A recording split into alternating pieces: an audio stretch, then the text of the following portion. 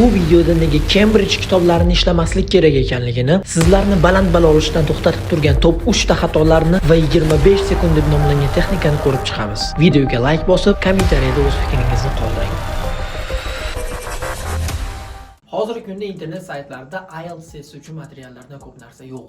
Lekin ular ichida haqiqiy imtihon mezonlariga mos keladigan, standartlarga javob beradigan testlar topish juda ham qiyin.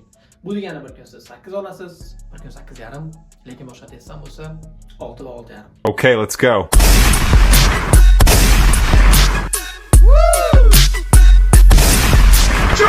Yokida xursand bo'lishga, yokida xafa bo'lishga bosh qotirasiz.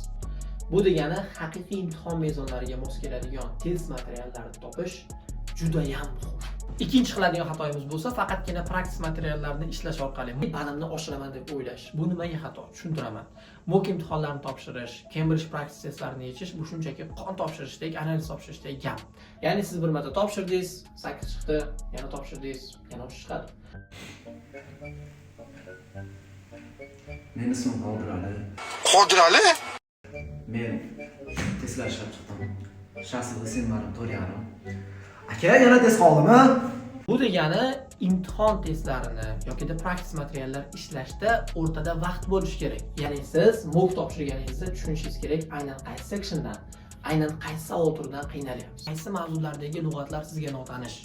Praktik testlar shunchaki sizni improvement, progressingizni o'lchaydigan narsadan boshqa narsa emas. Uchinchi va oxirgi xatoyimiz bu savoldagi shartlarga tushunmaslik.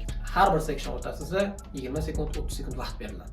First, you have some time to look at questions 11 to 14.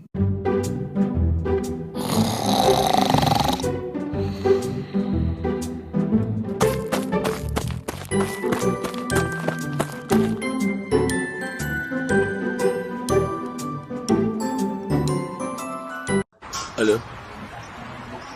Laylo. Men izzatman. Nimaga telefoningizni ko'tarmayapsiz? Now listen carefully and answer questions 11 to 14. Good morning.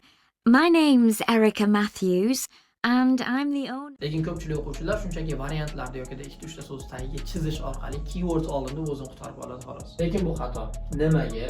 O'sha 20-30 sekund vaqt ichida biz tushunib olishimiz kerak, qancha so'z yozishimiz mumkin, как word limit, yokida raqam yozadigan bo'lsak, bu so'z o'rniga o'tadimi, yokida qaysi variantlarda balkim 2-3 martadan tanlashimiz mumkindir. To'g'rimi? Ayniqsa matching savollarida. Bu bo'yicha boshqa videolarda alohida to'xtalamiz. Keyingi videolarimiz har bir savol turlari, har bir sectionlar bo'yicha qanday strategiyalar ishlatishimiz, yokida qanday qilib bunga ko'proq javob topishimizga e'tibor qaratamiz. Ya'ni eslab qoling, har doim beriladigan vaqtda yaxshilab har bir savol turini, har bir shartlarni, har bir mazmunni aniq tushunib chiqishimiz kerak. Listening 1. Ali is gay. If his partner is phrasing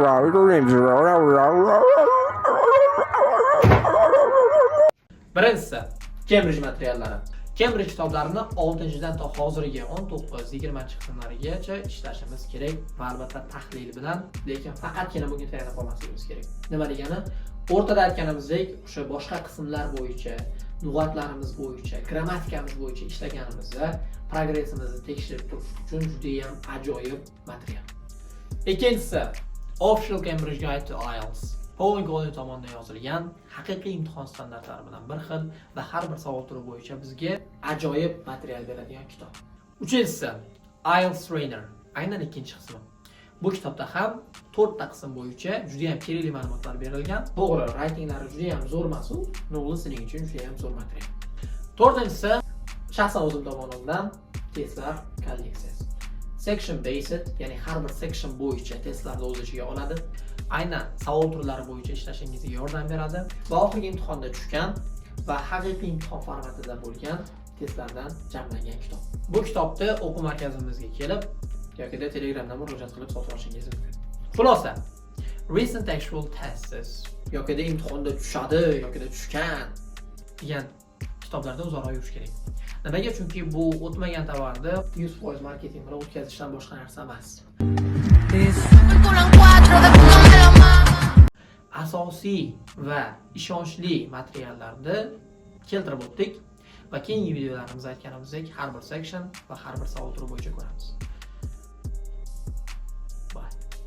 bor ekan, Xorazm. Aka ishlagan test bormi? Bu kitob eng to'g'ri yechim.